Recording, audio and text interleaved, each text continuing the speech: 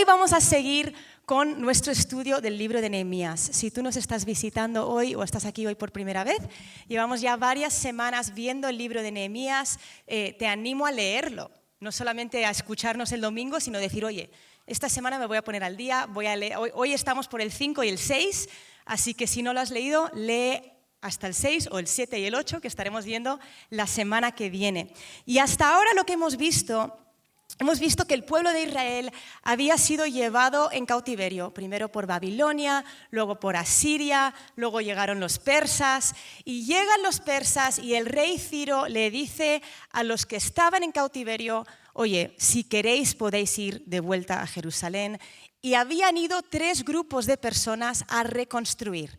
El primer grupo fue con Zorobabel, el segundo grupo fue con Esdras y el tercer grupo es el que estamos viendo aquí en el libro de Nehemías, que sucede cuando Nehemías le llega la noticia que los muros alrededor de Jerusalén están rotos, están hechos polvo. La semana pasada Nidia puso ahí una imagen para que viésemos un poco cómo estaban y Nehemías lleva a este grupo de personas para reconstruir la muralla. Hemos visto que Nehemías se conectó con el corazón de Dios, que no nacía de un perfeccionismo, de uy, qué fea está la ciudad, a ver si la ponemos más bonita, ¿no? Sino que nacía de conectarse con el corazón de Dios y decir, este es el pueblo de Dios, esta es la gente de Dios y yo necesito hacer algo. La semana pasada Nidia nos habló de todo el pueblo, todos los que fueron parte, todos los que se armaron de valor para trabajar y reconstruir y nos retó a ese cambio de corazón que necesitamos para ser parte. Y con todo eso, hoy llegamos a Nehemías capítulo 5. Hasta este punto de Nehemías hemos visto la oposición de los pueblos de alrededor, hemos visto que había gente que no quería que Nehemías y el pueblo de Israel reconstruyese. Y hemos visto esta oposición externa. Y en el capítulo 5 cambia un poco el enfoque porque pasamos de ver el muro roto a ver vidas rotas.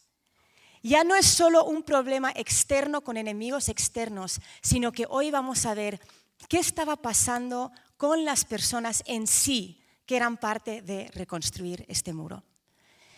Y conforme leemos esto, vamos a ir ahora a Nehemías 5, vamos a leer del 1 al 5, pero conforme leemos los pasajes que vamos a ver y aprender 3 cosas acerca de cómo gestionar conflicto. Nehemías 5, versículo 1, dice, y hubo gran clamor del pueblo y de sus mujeres contra sus hermanos judíos. Había quienes decían, nosotros, nuestros hijos y nuestras hijas, somos muchos. Por tanto, que se nos dé trigo para que comamos y vivamos. Había otros que decían, nosotros tenemos que empeñar nuestros campos, nuestras viñas, nuestras casas para conseguir grano a causa del hambre. También había otros que decían, hemos perdido dinero prestado para el impuesto del rey sobre nuestros campos y nuestras viñas. Ahora bien, nuestra carne es como la carne de nuestros hermanos y nuestros hijos como sus hijos. Sin embargo, he aquí, estamos obligando a nuestros hijos y a nuestras hijas a que sean esclavos y algunas de nuestras hijas ya están sometidas a servidumbre y no podemos hacer nada porque nuestros campos y nuestras viñas pertenecen a otros. Ahora, ¿cuál era el problema? En este pueblo de Israel había ricos y había pobres y además de eso había una gran sequía y había hambruna. Y los ricos estaban prestando dinero a los pobres, se estaban aprovechando de la situación, lo estaban prestando a un interés exagerado. El resultado era que muchos habían perdido sus casas, habían perdido sus terrenos, ¿no? Acabamos de leer, no tenemos viñedos, ni siquiera son nuestros, no tenían de qué comer y había llegado la cosa tan mal que incluso estaban vendiendo a sus propios hijos en esclavitud. Y esto sucede en el corazón del ser humano. Siempre hay gente que se aprovecha de las situaciones, ¿verdad? Para su propia ganancia. Lo vimos durante el COVID. No sé si os acordáis que la segunda semana de cuarentena salen las noticias que si llega alguien a tu casa tocando la puerta para ver si tienes COVID, vestido de enfermero, que no le dejes entrar. Porque estaban llegando a todas las casas de los viejitos y les estaban robando. La gente se aprovecha de las situaciones malas. Ahora, de la misma manera que sale a la luz las cosas malas en las situaciones malas, también es verdad que a veces sale la bondad del corazón del hombre en las situaciones malas, ¿no?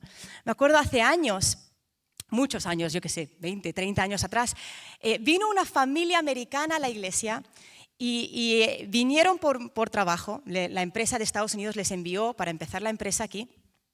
Entonces llegan, la mujer no tenía ni idea del castellano, no hablaba nada de español y llega sumamente embarazada. Y no tienen ni idea de cómo funciona el país. Entonces se mete en el parking de la vaguada y ella estaba acostumbrada a que cuando sales del parking pagas al salir. Aquí tienes que pagar antes. Entonces, por mucho que había carteles que ponía, ella no leía el español.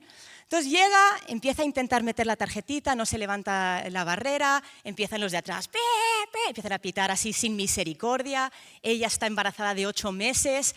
Al final sale del coche, tira el ticket al suelo, se apoya en el coche y empieza a llorar. Sale un señor del coche, va corriendo, le paga el parking, otra le dice, señora, que no es para tanto, por favor, siéntese. Otro sale y le pone el cinturón, luego le pagan el parking, se va, le dan un Kleenex. ¿Por qué? Porque en las situaciones de crisis sale lo que está en nuestro corazón. Y ese es el primer punto. En las crisis vemos lo que está dentro de nosotros. A veces sale lo malo y a veces sale lo bueno. ¿Cuántos habéis pasado por una situación y llegas al otro lado de la situación y dices, no tengo ni idea, no sabía que yo tenía esa fe para sobrellevar eso?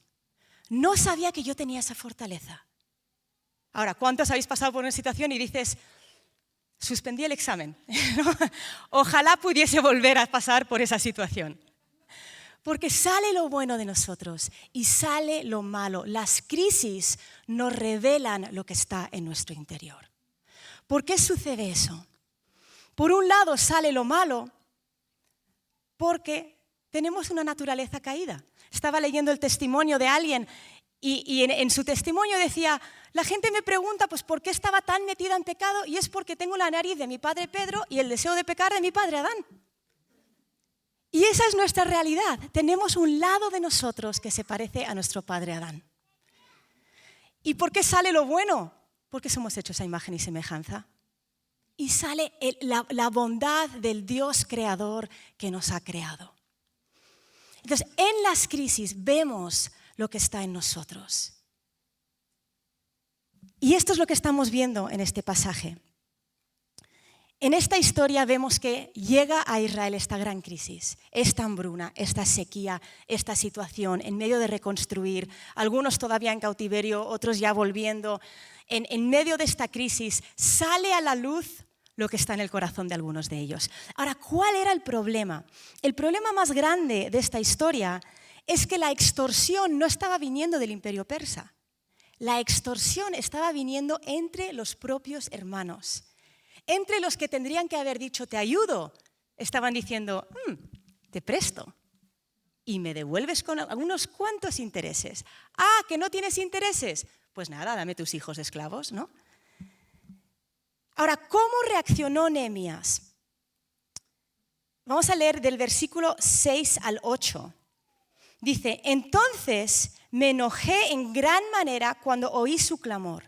Y estas palabras, se rebeló mi corazón dentro de mí y contendí con los nobles y con los oficiales y les dije, estáis cobrando usura cada uno a su hermano. Y congregué contra ellos una gran asamblea y les dije, nosotros, conforme a nuestras posibilidades, hemos redimido a nuestros hermanos judíos que fueron vendidos a las naciones. ¿Y ahora venderéis a vuestros hermanos para que sean vendidos a nosotros? Entonces se callaron y no hallaron respuesta. ¿Cómo somos a veces cuando nos confrontan, no? Mejor no digo nada, ¿no? No hallaron respuesta. Ahora, esta palabra que dice en el versículo 7, dice, se rebeló mi corazón dentro de mí. Nehemías escucha lo que está pasando y dice, se rebeló mi corazón dentro de mí. Esta frase, si tú tienes una Biblia de estudio, pone palabra de difícil traducción, se rebeló mi corazón. Y si lees diferentes versiones, esta palabra revelar, que dice se rebeló mi corazón, otras versiones dicen medité o consulté con mi corazón. Entonces, parece que esta palabra de difícil traducción, que básicamente significa que no tenemos una palabra que expresa eso en español, es una combinación entre sentirte indignado y enfadado y meditar, consultar a tu corazón y meditar qué hacer.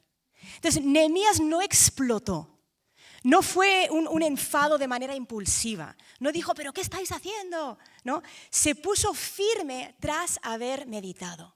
Entonces, en las crisis, cuando vemos lo que está en nuestro corazón, es una invitación a meditar, a consultar.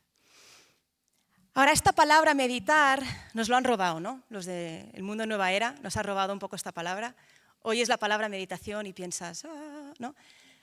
Pero la palabra meditar la encontramos en la palabra, la encontramos en la Biblia repetidas veces hablando de meditar en la palabra, de masticar. De hecho, se dice que meditar es como lo que hacen las vacas, ¿no? Que muerden, tragan, luego lo vuelven a sacar, muerden, lo vuelven a sacar. Esa es la palabra literal para la definición de meditar. Entonces, meditar es, voy a ir a la palabra. Voy a ver qué dice Dios. Voy a consultar mi corazón. Cuando hablamos de consultar mi corazón, no significa voy a hacer lo que el corazón me lleve a hacer, que eso también está muy de moda, ¿no? Que te guíe tu corazón, ¿no? Decimos cosas así. La Biblia nos dice que el corazón es engañoso.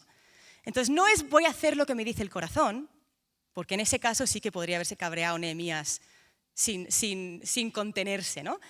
Sino que es voy a consultar lo que dice Cristo en mi corazón. Lo que dice el Padre con quien tengo relación, lo que dice la palabra. Entonces, en las crisis debemos consultar, meditar en la palabra. Y yo no puedo evitar preguntarme si quizás, y no lo dice el texto, pero si quizás en esta meditación de su corazón, Nehemías haya repasado la ley, haya repasado Levítico para ver qué hacer en esta situación. Simplemente porque a menudo la palabra meditar está asociado con meditar en la palabra, ¿no? Leer la Biblia. ¿Y qué decía la ley sobre este problema de extorsión en el que se estaban encontrando el pueblo de Israel y con el que se estaba enfrentando Nehemías? En Levítico, lo vamos a leer en un momento, todavía no, pero en Levítico dice que sí se podía prestar dinero. La Biblia es tan bueno, nos da tantas pautas más allá de simplemente amar al Señor, ¿no? Nos explica tantas cosas. Dice que sí, que por supuesto se podía prestar dinero y se podía pedir un aval. Lo que no se podía hacer era explotar los unos a los otros y aprovecharse los unos de los otros. De hecho, por eso Dios creó el año de jubileo. El año de jubileo era que cada 7 años la gente que tuviese esclavos tenía que liberarlos, ¿no? Chisco y yo acabamos de hacer 7 años de matrimonio. Yo le dije, es el año de jubileo. Si quieres, eres libre. Pero ha escogido quedarse esclavo por amor. Eso también está en la Biblia. Los judíos en este capítulo estaban explotando a su gente, ignorando la ley de Dios, ignorando lo que el Señor les había dicho.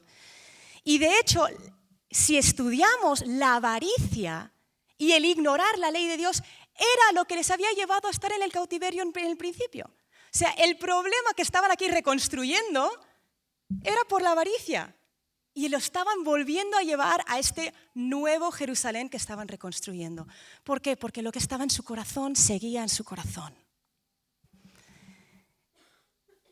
Y aquí vamos a nuestro tercer punto, ¿no? En las crisis vemos lo que está en nuestro corazón, consultamos y meditamos en la palabra. Y si hace falta, tenemos el valor. Cuando hemos consultado nuestro corazón, tenemos el valor de confrontar. Nehemías no se queda callado, ¿no? Y vamos a ver cómo confrontó. Dice Nehemías 5, del 9 al 12. Dice, y agregué, no está bien lo que hacéis. No debéis andar en el temor de Dios, de nuestro Dios, a causa del oprobio de las naciones enemigas nuestras. También yo y mis hermanos y mis siervos les hemos prestado dinero y grano. Os ruego, pues, que abandonemos esta usura. Os ruego que hoy mismo le devolváis sus campos, sus viñas, sus olivares, sus casas, también la 100ª parte del dinero y del grano, del mosto y del aceite que estáis exigiendo de ellos. Entonces ellos dijeron, lo devolveremos y no les exigiremos nada. Haremos tal como lo has dicho. y llamé a los sacerdotes y les hice jurar que harían conforme a esta promesa. Entonces, vemos una vez más a Nehemías, no solamente el Nehemías que vimos hace unas semanas, que se arma de valor y le dice al rey, oye, dame dinero, envíame, déjame una excedencia del trabajo, vamos a reconstruir este muro. No solamente el Nehemías que junta gente y vuelve y toma este liderazgo, sino un Nehemías que no cede y que tiene el valor de corregir lo que está pasando dentro del corazón de la gente. ¿De qué iba a servir tener una muralla alta y protectora si dentro de esa muralla alta se estaban destrozando? ¿Verdad? Y en esto lo podemos llevar a un montón de áreas prácticas en nuestra vida. ¿De qué sirve tener buenas reuniones si luego no hay amor entre nosotros? ¿No? ¿De qué sirve servir? A veces te apuntas a servir porque ves que hace falta ayuda. Si luego no necesitan algo, no estoy en mi horario de servicio. Nos reímos, ¿eh? Pero a veces pensamos así. Uy, ¿qué quiere este que me está escribiendo? No, yo sirvo al Señor de 9 a 11 los domingos, ¿no? ¿De qué sirve venir todos los domingos si luego como familia sois un caos? ¿De qué sirve levantar las manos en la alabanza si luego no lo ponemos en práctica? Y eso es lo que estaba confrontando Nehemías. Estaba diciendo, ¿de qué sirve una muralla bonita si no estamos poniendo en práctica la palabra de Dios? Y se arma de valor para confrontar. Nehemías entendió el peso y la importancia de ser coherentes. Entendía el peso de un conflicto interno entre los hermanos y fue a la raíz del problema. ¿Cuál era la raíz del problema? Vamos a volver a leerlo en el versículo 9. Dice, no está bien lo que hacéis, no debéis andar en el temor de nuestro Dios. La manera de corregir de Nehemías es lo que me hace pensar que lo más probable es que él fue a leer la ley en Levítico, porque lo asocia con una falta de temor de Dios. Vamos a leer lo que dice la ley en Levítico 25, del 35 al 42. Dice, en caso de que un hermano tuyo empobrezca a sus medios para contigo decaigan, tú lo sustentarás como un forastero o peregrino para que viva contigo. No tomes intereses o usura de él, mas teme a tu Dios para que tu hermano viva contigo. Versículo 37. No le darás tu dinero a interés ni tus víveres a ganancia. Yo soy el Señor vuestro Dios, que os saqué de la tierra de Egipto para daros la tierra de Canaán y para ser vuestro Dios.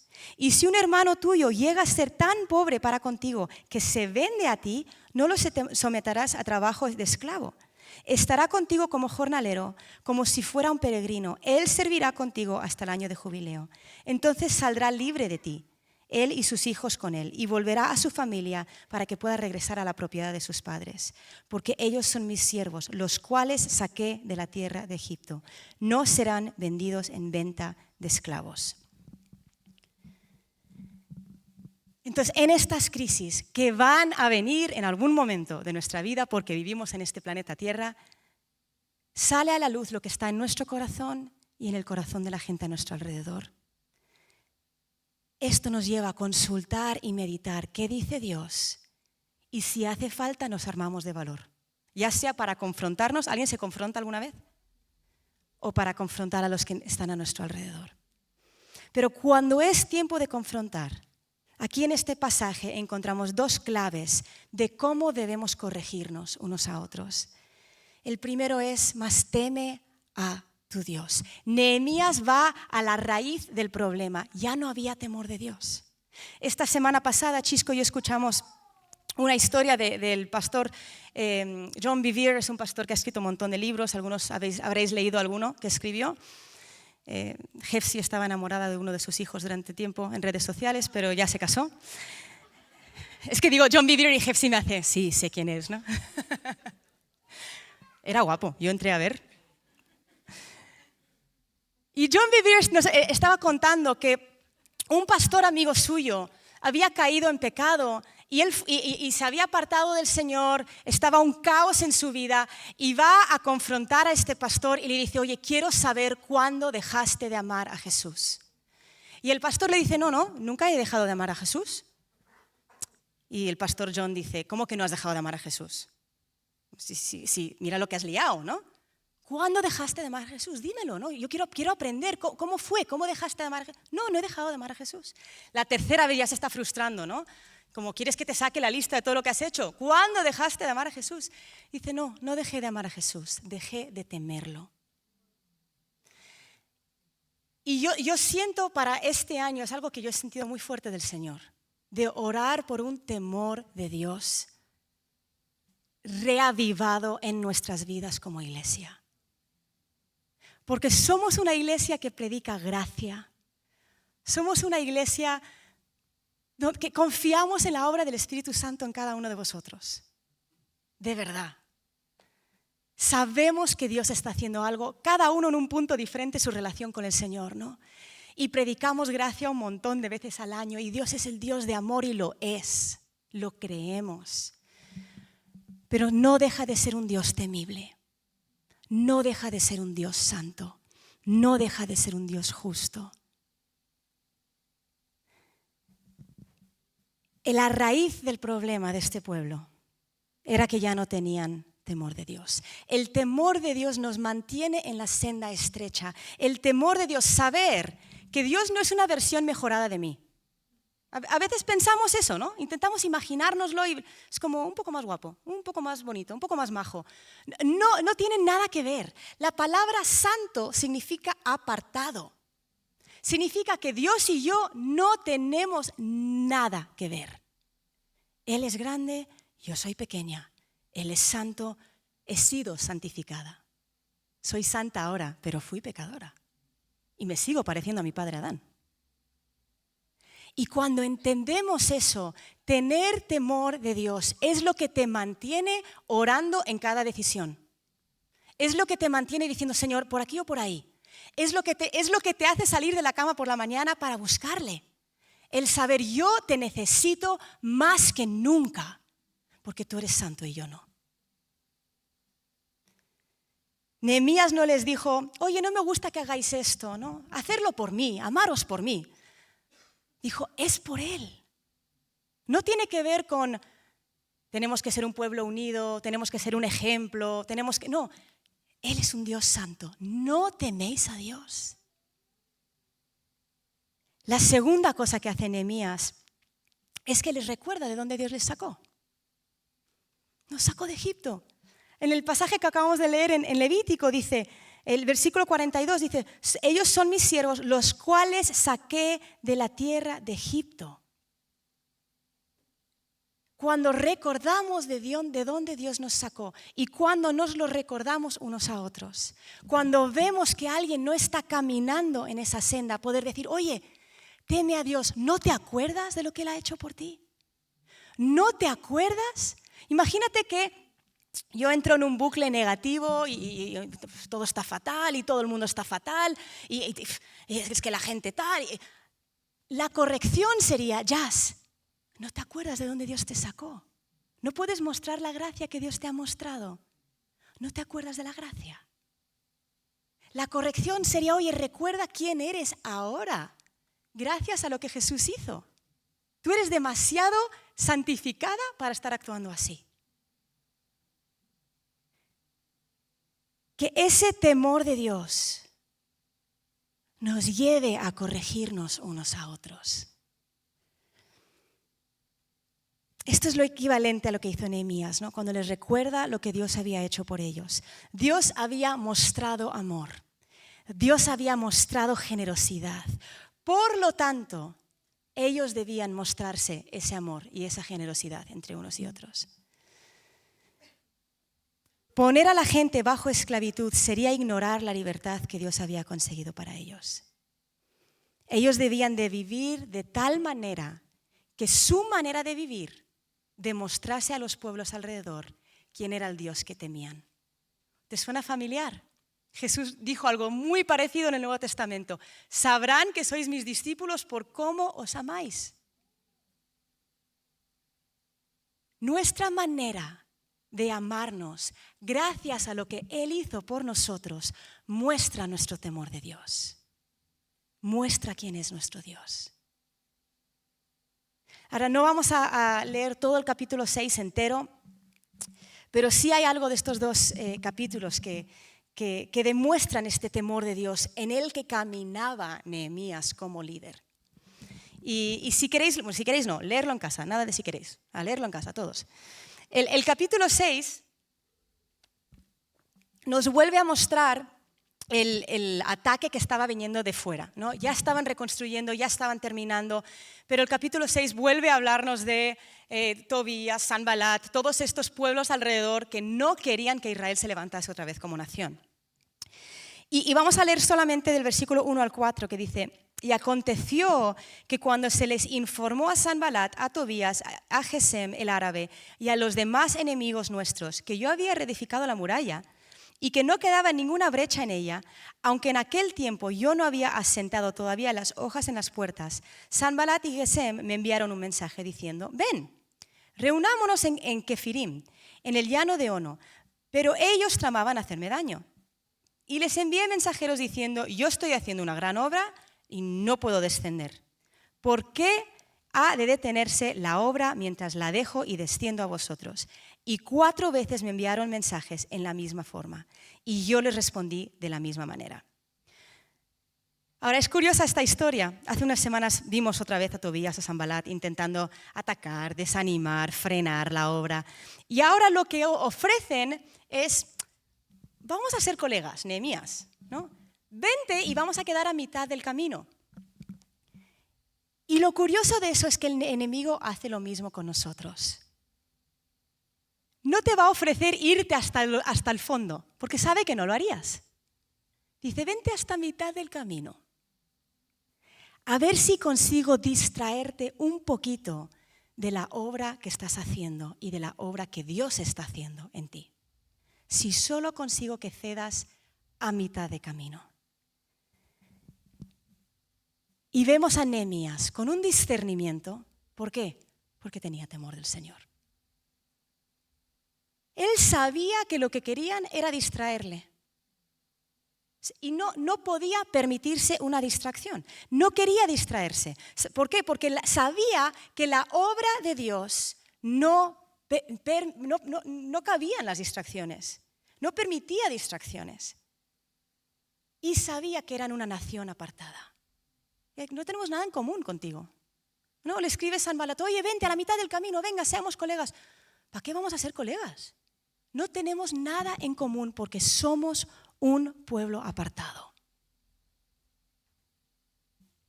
¿Cuál es la meta del enemigo? Distraer. Tiene ese mismo plan con nosotros.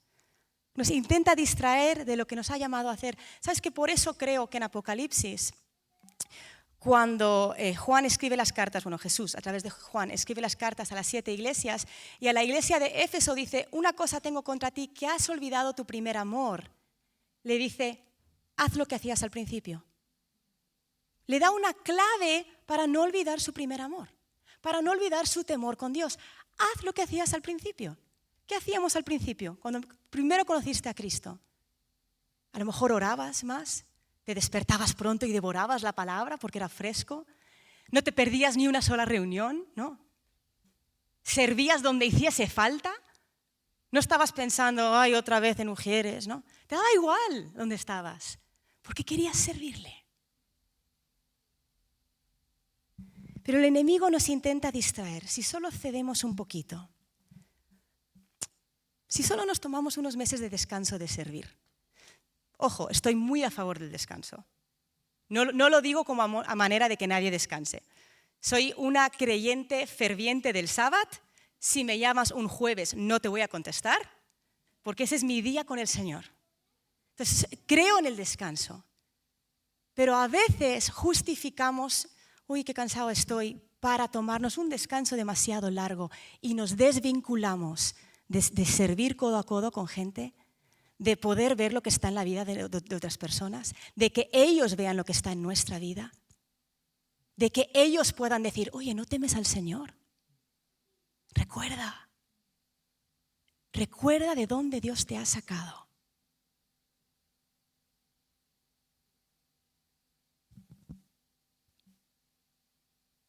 En esta historia vemos a Nehemías con un discernimiento agudo y con un enfoque claro. Mi rol es reconstruir. Pero no solo reconstruir murallas, sino que las vidas de las personas que están dentro de estos muros sean íntegros, estén conectados con Dios, sepan lo que Dios dice, tengan temor de Él por lo que Él ha hecho. El temor de Dios no es, uy, no me hagas daño, es, wow, lo que tú has hecho por mí, yo no lo merezco.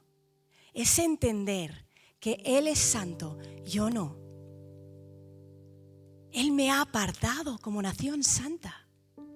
Nos ha apartado como nación santa. Qué honor unirnos para reconstruir esta ciudad que tanto necesita Cristo, para reconstruir nuestros barrios. Yo cada vez que salgo con el perro digo, herramienta evangelística, llévame. ¿A dónde vamos? A veces no funciona. Está dando vueltas ahí. Y yo, venga. A veces sí. Pero con temor de Dios vamos a caminar, sabiendo de dónde nos ha sacado, nos ha perdonado, nos ha limpiado, nos ha justificado. ¿Cómo no vamos a servirle? Vamos a ponernos de pie.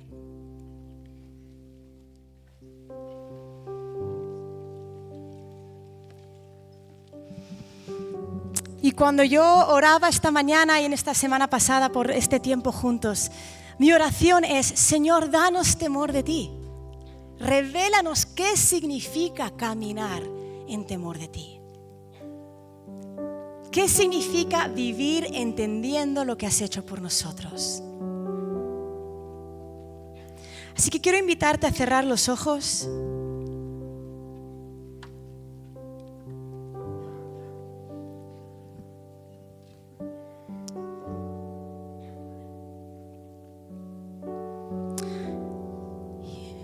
Padre, no queremos reconstruir por fuera, pero estar mal por dentro. Que seamos un pueblo, una familia que camina en temor de ti. No queremos desviarnos ni a derecha ni a izquierda. Con los ojos puestos en Jesús, el autor, el consumador de nuestra fe. Queremos pelear la buena batalla.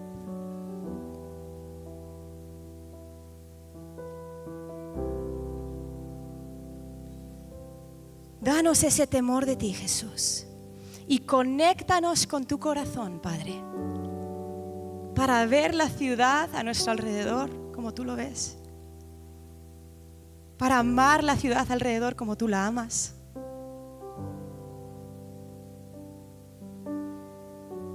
Tú eres digno, tú eres santo y tú te mereces todas nuestras vidas rendidas y entregadas.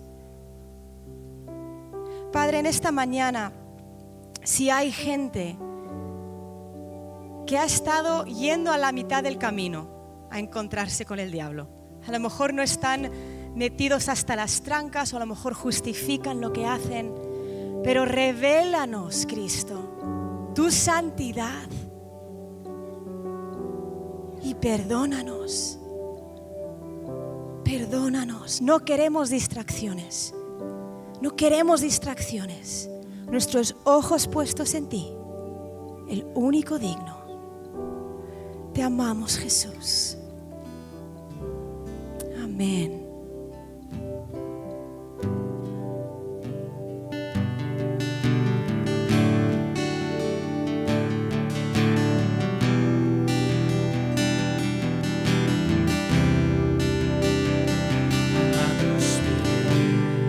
Necesitas oración en esta mañana, el equipo de oración puede bajar, también en la sala 6, los que estáis ahí, que estáis en liderazgo, podéis bajar. Si tú necesitas oración, a lo mejor necesitas volver al camino del Padre. A lo mejor has estado a medio camino, cediendo en algunas cosas de tu vida. O a lo mejor tú no has conocido a Cristo en esta mañana y tú quieres conocerlo. Tú quieres decir, yo quiero conocer a este Dios temible que me quiere perdonar y que me quiere aceptar como santo, que me quiere santificar, justificar. Podéis bajar aquí para recibir oración.